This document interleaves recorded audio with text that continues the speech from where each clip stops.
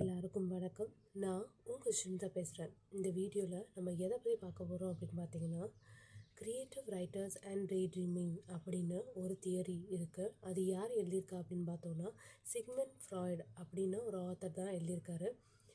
இந்த particular theory எப்போ publish ஆகிருக்கு அப்படின்னு பார்த்தீங்கன்னா 1908 பப்ளிஷ் ஆகிருக்கு. 1908 பப்ளிஷ் ஆகிருக்கு. உங்கள் ஒன்வேர்ட்ஸுக்கு ரொம்ப முக்கியமானது. இதே ஸ்லைட்ஸ் உங்களுக்கு வேணும்னு நினச்சிங்கன்னா நம்மளுடைய பிரிண்ட்ரெஸ்ட் ஐடியில் போய் செக் பண்ணி பார்த்துக்கோங்க.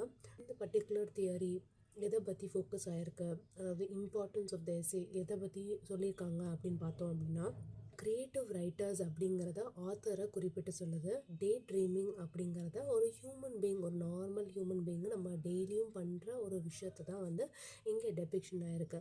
அதாவது ஒரு ரைட்டர், ஒரு எழுத்தாளர் எங்கேருந்து மெட்டீரியல்ஸ், அதாவது எங்கேருந்து அவருடைய ஐடியாஸ் எடுக்கிறாரு அப்படிங்கிறதையும், ப்ளஸ் டே ட்ரீமிங். எக்ஸாம்பிள், நம்ம ஸ்கூலில் உட்காந்துருக்கோம், கிளாஸ் கவனிக்கிறோம் அப்படின்னா நம்ம என்ன பண்ணுவோம், நம்ம உலகத்துக்கு போயிடுவோம் இல்லையா? ஸோ அதை ரெஃபர் பண்ணி ரெண்டு கம்பேரிசன் பேஸ் பண்ணி தாங்க இந்த இருக்குது. இந்த ஜஸ்டிஃபிகேஷன் ஆஃப் த டைட்டில் அப்படிங்கிறது ரொம்ப முக்கியமானது.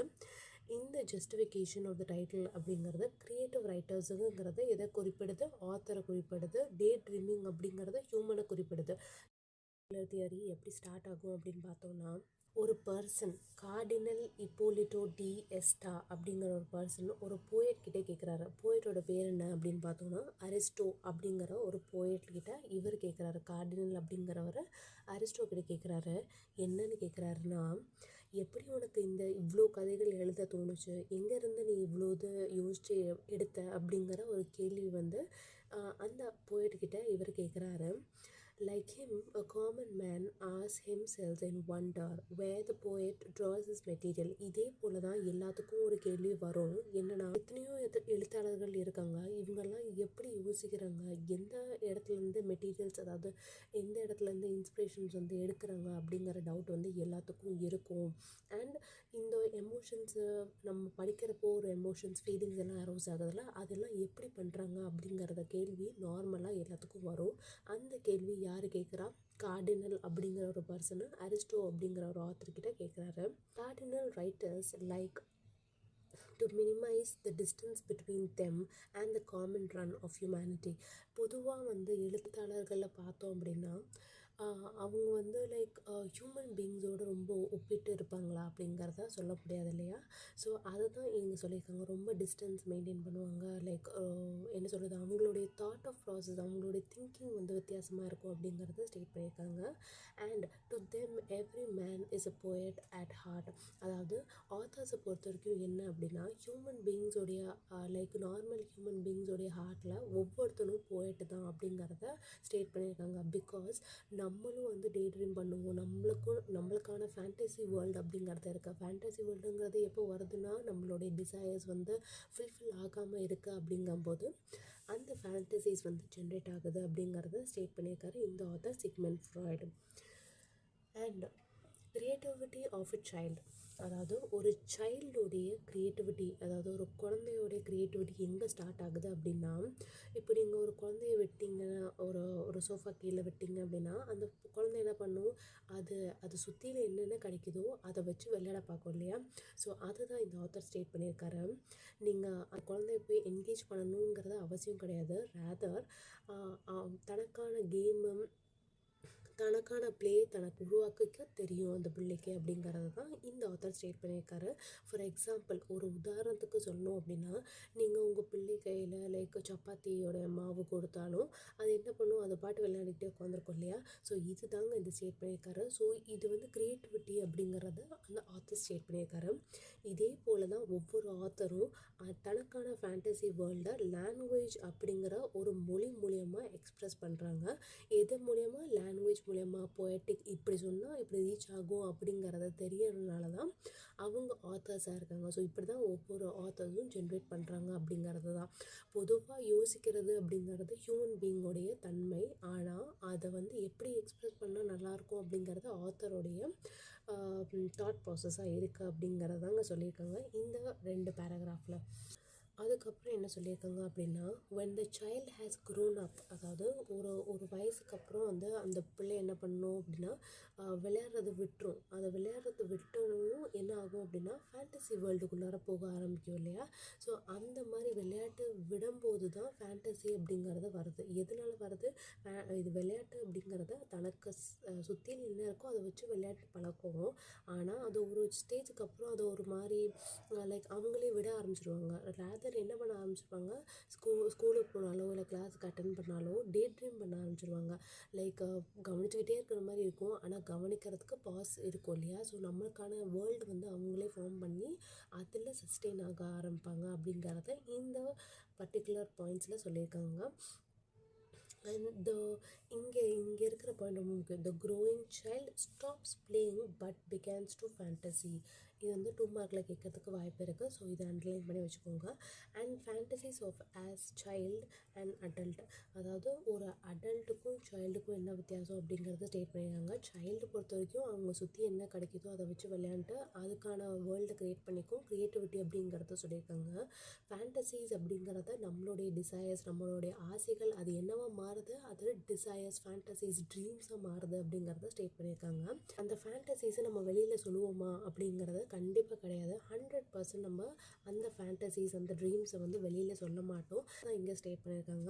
உங்களுக்கு மென்டல் ஹெல்த் வருது, ஃபார் எக்ஸாம்பிள் உங்களுக்கு மென்டலி டிஸ்டர்ப்டாக இருக்குது அப்படின்னா சைக்காலஜிக்கு டாக்டர்கிட்ட போனால் ஃபஸ்ட்டு என்ன சொல்லுவாங்க, நீங்கள் என்னென்ன நினைக்கிறீங்கன்னு சொல்லுங்கள். லைக் உங்களுடைய ஃபேண்டசிஸை தெரிஞ்சுக்க பார்ப்பாங்க. பிகாஸ் ஃபேண்டசிஸ் மூலியமாக தான் நம்மளுடைய டிசையர்ஸ், நம்மளுடைய ஆசைகள் என்ன இருக்குது அப்படிங்கிறத தெரிய வரும் அப்படிங்கிறத இங்கே ஸ்டேட் பண்ணியிருக்காங்க. அடுத்தது கேரக்டரிஸ்டிக்ஸ் ஆஃப் ஃபேண்டசிஸ், அதாவது ஃபேண்டசிஸ்னால் என்னென்ன இருக்கும், ஃபேண்டசிஸ் எதனால் வருது அப்படிங்கிறதாங்க கேரக்டரிஸ்டிக்ஸாக சொல்லியிருக்காங்க.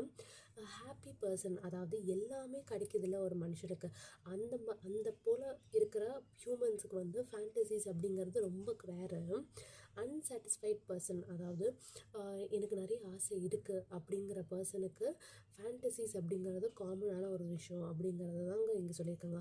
The motive focus of fantasies are unsatisfied wishes, அதாவது மெயினாக ஃபேண்டசிக்குள்ளார போகிறதே எதனாலனா நமக்கு அன்சாட்டிஸ்ஃபைடு, அதாவது நம்மளால் கிடைக்க முடியாத விஷயங்கள் நிறைய இருக்குது அப்படிங்கும்போது மட்டும்தான் ஃபேண்டசிஸ்குள்ளார போகலாம் அப்படிங்கிறத லைக் போகிறோம் அப்படிங்கிறத இந்த ஆத்தர் ஸ்டேட் பண்ணியிருக்காரு. அண்ட் இது வந்து 2 வித குரூப்பாக பிரிக்கிறாரு. எந்த லைக் ஃபேண்டசிஸில் 2 விதமான குரூப்பில் பிரிக்கிறாரு. ஒன்று ஆம்பிஷியஸ் விஷஸ்ஸு, இன்னொன்று இராட்டிக் விஷஸ்ன்னு சொல்லியிருக்காரு. ஆம்பிஷியஸ் விஷஸ் அப்படின்னா நம்மளுடைய லைக் கோல்ஸை நோக்கி ஓடுறது, டாக்டர் ஆகணும், டீச்சர் ஆகணும், இந்த மாதிரி கோல்ஸை நோக்கி ஓடுறாங்கல்ல, ஸோ அது வந்து ஆம்பிஷியஸ் விஷஸாக கன்சிடர் பண்ணிக்கலாம். அண்ட் இராட்டிக் விஷஸ் அப்படிங்கிறத நம்மளுடைய ஃபீலிங்ஸ் லைக் செக்ஷுவலாக இருக்கட்டும், லைக் நம்மளுடைய ஆசைகள் வந்து சப்ரஸ் பண்ணிக்கும் போது அது இராட்டிக் விஷஸாக மாறுது. அண்ட் நம்ம எதர் ஆர் வேர் நம்ம சப்ரஸ் பண்ணி தான் ஆகும் இல்லையா? ஸோ அதுதான் இங்கே ஸ்டேட் பண்ணியிருக்காங்க. ரொம்ப காமிச்சிக்க முடியாது, ரேதர் நம்ம என்ன பண்ண ஆரம்பிப்போம், சப்ரஸ் பண்ணி நம்மளுடைய ஃபேண்டசி வேர்ல்டுக்குள்ளார நம்ம வாழ ஆரம்பிப்போம் அப்படிங்கிறத இந்த ஆத்தர் ஸ்டேட் பண்ணியிருக்காரு. அடுத்தது பார்த்தோம் அப்படின்னா hero of psychological novels and eccentric novels. Psychological novels, eccentric novels எல்லாம் பார்த்தோம் அப்படின்னா, சைக்காலஜிக்கல் நாவல்ஸை பார்த்தோம் அப்படின்னா நம்ம வந்து 2 விதமான ஹீரோஸை பார்க்கலாம் புக்ஸில். ஒன்று வந்து ஹீரோ வந்து ரொம்ப அமைதியாக இருக்கிற மாதிரி, ஆனால் வந்து காரியத்தில் லைக் மூளை யூஸ் பண்ணி ப்ளே பண்ணிட்டு வர மாதிரி பார்க்கலாம்.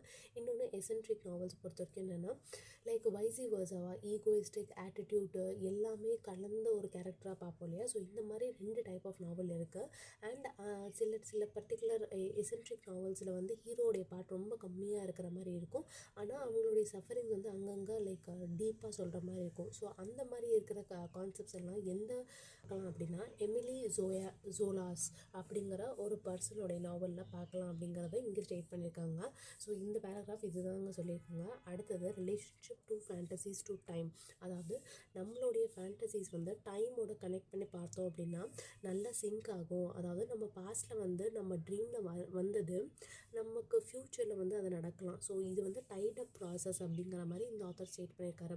டைம் அப்படிங்கிறத பாஸ்ட்டு, ப்ரெசன்ட், ஃப்யூச்சரை ரெஃபர் பண்ணியிருக்காரு. ஒவ்வொரு விஷயத்தையும் நடக்கிறத கனெக்ட் பண்ணி பார்த்தோம் அப்படின்னா எதர் ஆர் கனெக்ட் ஆகும் அப்படிங்கிறது இந்த ஆத்தர் ஸ்டேட் பண்ணியிருக்காரு. அதுக்கு ஒரு எக்ஸாம்பிள் கொடுத்துருக்காரு. ஒரு ஆர்ஃபன் பாய், ஒரு ஆர்ஃபன்னா அனாதை, ஓகேங்களா? ஸோ ஆர்ஃபன் பாய் கிட்ட நீங்கள் ஒரு எம்ப்ளாயர் கார்டை கொடுக்குறீங்க. அந்த எம்ப்ளாயர் அந்த போகிற வரியில் வந்து அவங்க என்னென்ன யோசிப்பாங்க அப்படிங்கிறத ஸ்டேட் பண்ணியிருக்காங்க.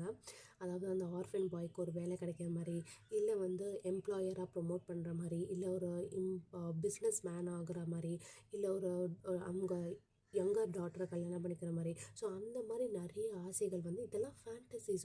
ஒரு சின்ன ஆர்ஃபன் பாய் என்னென்னா அவனுக்கு கிடைக்காத ஒரு விஷயத்த மீண்டும் கிடைக்குமா அப்படிங்கிறத ஒரு ஏக்கத்தோடு அந்த ஸ்டேட் பண்ணுற மாதிரி இங்கே கொடுத்துருக்காங்க. ஸோ இது ஒரு நல்ல எக்ஸாம்பிள் ஆஃப் டே ட்ரீமிங்காக சொல்லியிருக்காங்க இந்த பர்டிகுலர் ஆத்தர்.